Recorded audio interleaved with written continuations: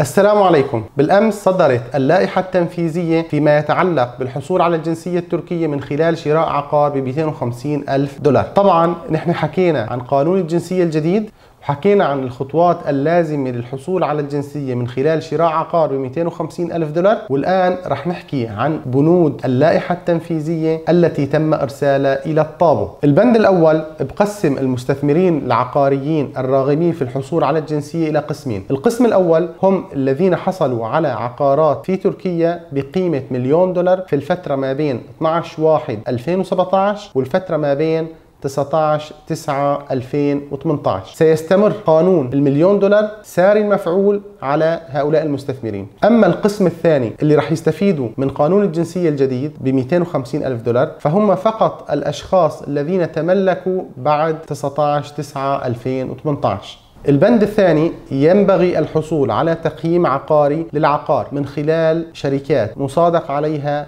من دائرة المال التركية، ولا يكتفى بالرقم المسجل في الطابو. صلاحية تقرير التقييم العقاري لمدة 3 أشهر، يعني بعد الحصول على التقرير يجب التقديم إلى الجنسية في غضون 3 أشهر، ولكن بعد تسليم التقييم إلى دائرة الطابو فإن التقييم يبقى ساري المفعول إلى الحصول على الجنسية. البند الثالث يتحدث عن القيمة الرسمية المسجلة في الطابو. لا يمكن أن تكون قيمة العقار المسجلة في الطابو أقل من قيمته في التقييم العقاري، لذلك يجب الانتباه إلى القيمة المسجلة في الطابو عند الشراء أن تكون حقيقية أو قريبة من السعر الحقيقي، وسيتم احتساب سعر الشراء بالدولار وفقا للبنك المركزي التركي في يوم الشراء والحصول على الطابو.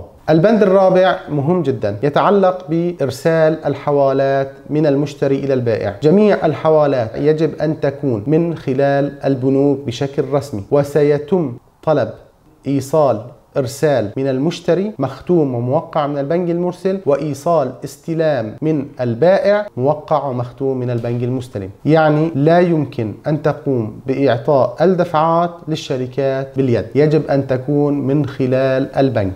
البند الخامس مهم جدا ويؤثر على كثير من الأخوة الذين اشتروا عقارات سابقا. وفقا للقواعد الجديدة لا يمكن أن يتم شراء عقار من أجنبي للحصول على الجنسية وفقا للقانون الجديد، حتى وإن كان زوجة أو ولد. البند السادس يتحدث عن العقارات التي حصلت على الطابو ولكن يوجد رهن على العقار. سيتم احتساب القيمة المدفوعة فقط، ولن يتم احتساب قيمة الرهن، أي العقارات المشتراه بالتقسيط والحاصلة على الطابو سيتم احتساب المبالغ المدفوعة فقط، أما المبالغ غير المدفوعة فسيتم عزلها. يعني في حال شراء عقار بقيمة 500 ألف دولار ودفع 200 ألف دولار والمبلغ المتبقي 300 ألف دولار كرهن على العقار سيتم احتساب 200 ألف دولار فقط.